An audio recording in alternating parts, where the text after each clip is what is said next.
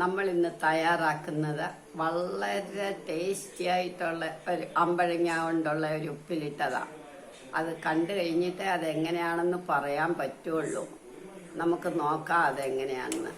നമ്മൾ ഇതിന് വേണ്ടിയിട്ട് 25 അമ്പഴങ്ങ എടുത്തു, ഒരു 12 പച്ചമുളക് എടുത്തിട്ടുണ്ട്. ഇനി ചുമന്ന മുളക് ഇടിച്ചത് വേണം, അതവിടെ ഇരിക്കട്ടെ. പച്ചമുളക് കഴുകി നല്ല തോർത്തി ഉണങ്ങാൻ വെക്കണം. അതിനിടയ്ക്ക് നമ്മൾ ഇത് പീലർ വെച്ച് ഇതിൻ്റെ തൊലി കളയണം. തൊലി കളയണ്ട, നമുക്കത് ജ്യൂസ് ഉണ്ടാക്കണം, അപ്പോൾ എടുക്കാം. ഇപ്പം നമുക്ക് തൽക്കാലം ഇതിങ്ങനെ കളഞ്ഞെടുക്കാം. നമ്മൾ അമ്പഴങ്ങ എല്ലാം തൊലി കളഞ്ഞു വെച്ചു.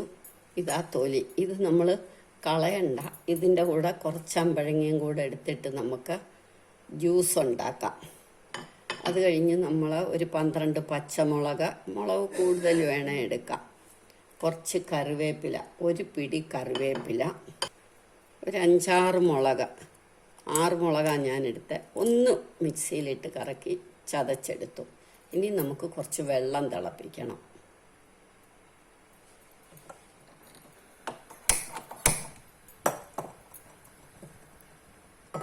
ഒരു 2 കപ്പ് വെള്ളം നമ്മൾ അടുപ്പയിലേക്ക് വെച്ചു. ഇനി ഒരു 2 ടേബിൾ സ്പൂൺ ഉപ്പും കൂടി ഇടാം.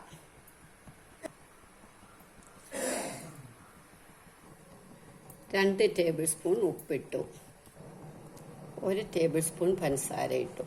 ഇനി ഈ വെള്ളം നല്ലോണം തിളയ്ക്കട്ടെ. വെള്ളം തിളയ്ക്കുമ്പോഴത്തേക്ക് നമുക്ക് ഈ അമ്പഴങ്ങയെല്ലാം കുപ്പിയിലേക്ക് ഇടാം.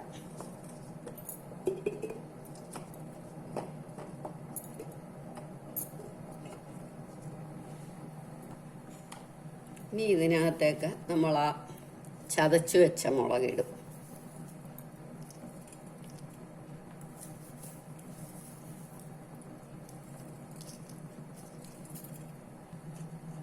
പച്ചമുളക് ഞാൻ കീറിയിട്ട് ഒന്നുമില്ല, ചുമ്മാ അങ്ങിട്ടാൽ മതി.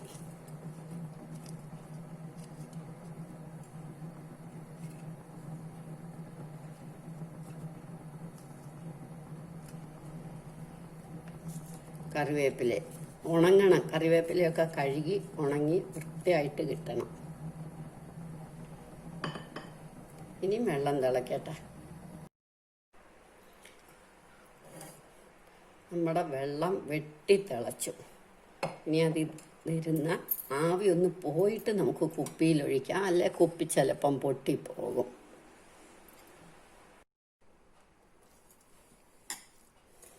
ഇപ്പം നമ്മളുടെ വെള്ളം വലിയ ചൂടങ്ങ് പോയി. അതേ ആകാവൂ, ഒരുപാട് തണുക്കരുത്. ഇനി നമുക്കിത് കുറേശ്ശെ ഇതുപോലൊരു ബാഡ് കണ്ടക്ടർ തുണിയേലോ പേപ്പറേലോ ബയൻ്റേലോ തടിയേലോ എന്തെങ്കിലും വെച്ചിട്ട് ചൂടുള്ള വെള്ളം ഒഴിക്കാവുള്ളൂ.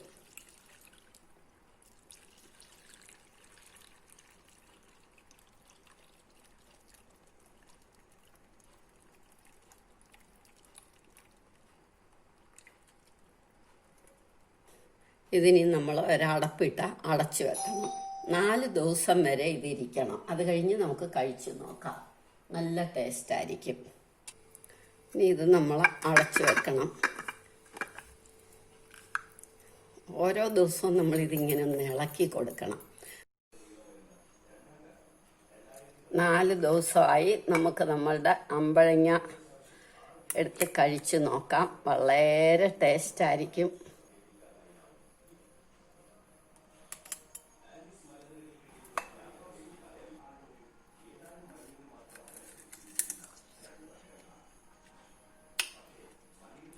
സൂപ്പറാണ്.